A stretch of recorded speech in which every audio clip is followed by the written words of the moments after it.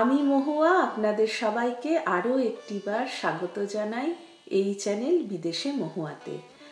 আজ আমি আপনাদের সঙ্গে শেয়ার করতে চলেছি হিন্দু পুরাণের দুটি গভীরভাবে সংযুক্ত কাহিনী, সমুদ্র মন্থন ও কুম্ভ মেলা। এই দুটি কাহিনী আধ্যাত্মিকতার অন্যতম প্রতীক এবং আমাদের সংস্কৃতির এক অমূল্য অংশ। চলুন শুরু করা যাক। হিন্দু পুরাণে বর্ণিত সমুদ্র মন্থন এক মহাজাগতিক ঘটনা। একসময় দেবতারা অর্থাৎ সুররা অত্যন্ত দুর্বল হয়ে পড়েছিলেন। অসুররা তখন স্বর্গ অধিকার করে নেয় আর দেবতারা অসহায় হয়ে পড়ে।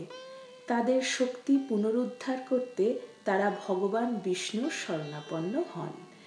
বিষ্ণু তাদের পরামর্শ দেন যে ক্ষীর সাগর বা দুধের সাগর মন্থন করতে হবে। এই মন্থনের মাধ্যমে অমৃত অর্থাৎ অমরত্বের পানীয় পাওয়া যাবে। কিন্তু একা দেবতারা এই বিশাল কর্ম করতে সক্ষম ছিলেন না, তাই দেবতারা অসুরদের সঙ্গে সহযোগিতা করার সিদ্ধান্ত নেন। মন্দার পর্বত মন্থনের জন্য মন্দার পর্বতকে মন্থনের দণ্ড হিসাবে ব্যবহার করা হয়। বাসুকী নাগ দড়ি হিসাবে ব্যবহৃত হয়। বাসুকী নাগ হলো একটি বিশাল সাপ, আশা করি আপনারা সবাই জানেন। মন্দার পর্বত ভারে সাগরে ডুবে যাচ্ছিল, তখন ভগবান বিষ্ণু কচ্ছপ অবতার ধারণ করে পর্বতটি পিঠে ধরে রাখেন। সমুদ্র মন্থনের মাধ্যমে বহু মূল্যবান রত্ন এবং বস্তু উৎপন্ন হয়। এর মধ্যে উল্লেখযোগ্য হল হলাহল বিষ। এই বিষ এতটাই ভয়ঙ্কর ছিল যে এটি পুরো পৃথিবী ধ্বংস করতে পারত। ভগবান শিব সেই বিষ পান করে সৃষ্টিকে রক্ষা করেন এবং তার গলা নীল হয়ে যায়, এজন্য তাকে নীলকণ্ঠ বলা হয়।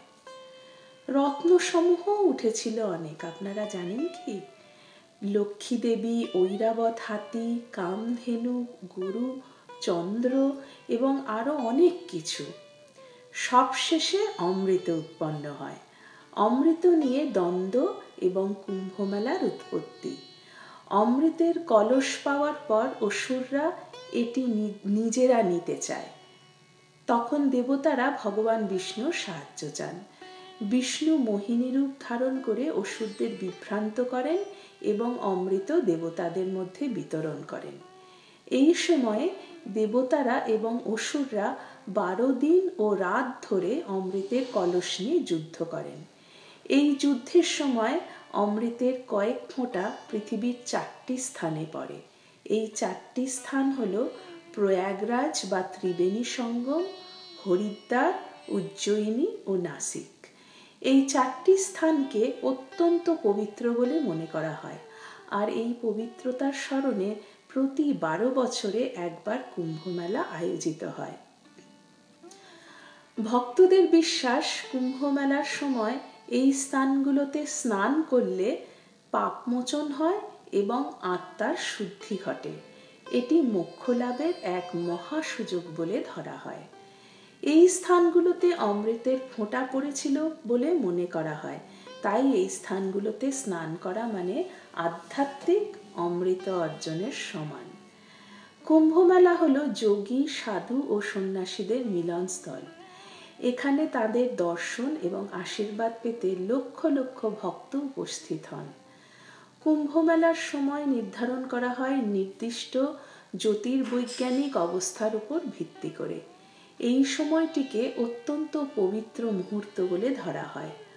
আধ্যাত্মিক শিক্ষা ও প্রতীক, সমুদ্র মন্থন যেমন দেবতা এবং অসুরদের মিলিত প্রচেষ্টার একটি প্রতীক, তেমনি কুম্ভ মেলাও আধ্যাত্মিক চেতনার প্রতীক।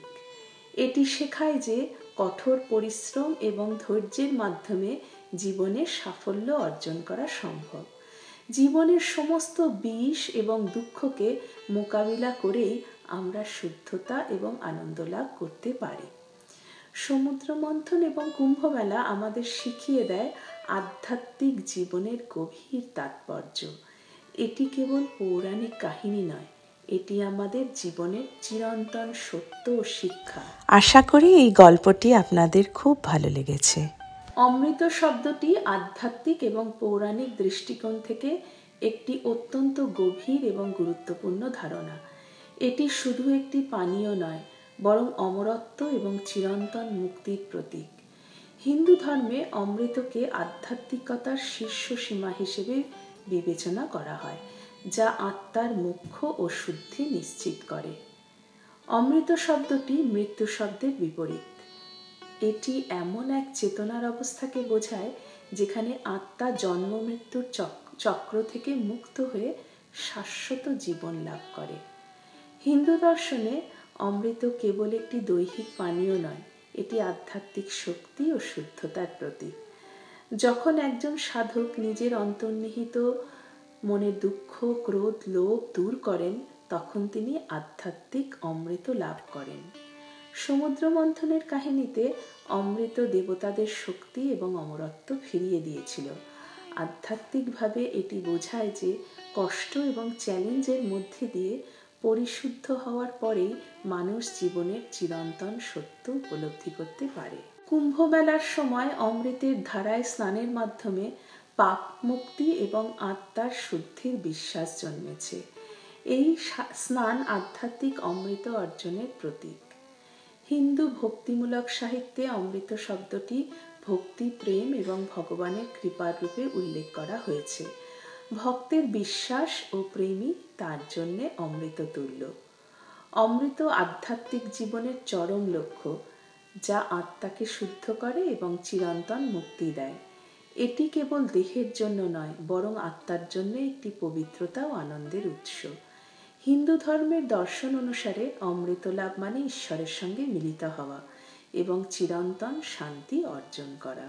আজকের ব্লগে কুম্ভ মেলার ইতিহাস, আধ্যাত্মিক গুরুত্ব এবং সমুদ্র মন্থনের সঙ্গে এর সম্পর্ক তুলে ধরতে পেরে আমি অত্যন্ত আনন্দিত। কুম্ভ মেলা শুধু একটি ধর্মীয় উৎসব নয়, এটি আমাদের ঐতিহ্য, সংস্কৃতি এবং বিশ্বাসের এক অপূর্ব উদাহরণ। এই মেলায় লক্ষ লক্ষ মানুষ একত্রিত হয়ে আধ্যাত্মিকতার পথে নিজেদের শুদ্ধ করেন এবং মোক্ষের দিকে অগ্রসর হন। এটি আমাদের শেখায় জীবনে ধৈর্য, একতা এবং আত্মশুদ্ধির মূল্য। আপনারা যদি কুম্ভ মেলার মতো আধ্যাত্মিক অভিজ্ঞতার অংশ হতে চান, তবে একবার হলেও এই মেলায় অংশগ্রহণ করুন। এই অভিজ্ঞতা শুধু মনকে নয়, আত্মাকেও সমৃদ্ধ করবে। আমার এই ভিডিওটি যদি আপনাদের ভালো লেগে থাকে, তবে লাইক, কমেন্ট এবং শেয়ার করতে ভুলবেন না। এছাড়াও ভবিষ্যতে এরকম আরও আধ্যাত্মিক কাহিনী ও তথ্য পেতে আমার চ্যানেলটি সাবস্ক্রাইব করুন। আপনার মতামত এবং প্রিয় বিষয় জানতে নিচে কমেন্ট করুন। আমরা আবারও দেখা করব একটি নতুন বিষয় নিয়ে। ততদিন পর্যন্ত ভালো থাকুন, সুস্থ থাকুন এবং আধ্যাত্মিকতায় মনোনিবেশ করুন। ধন্যবাদ। জয় ঠাকুর, জয় মা, জয় স্বামীজি।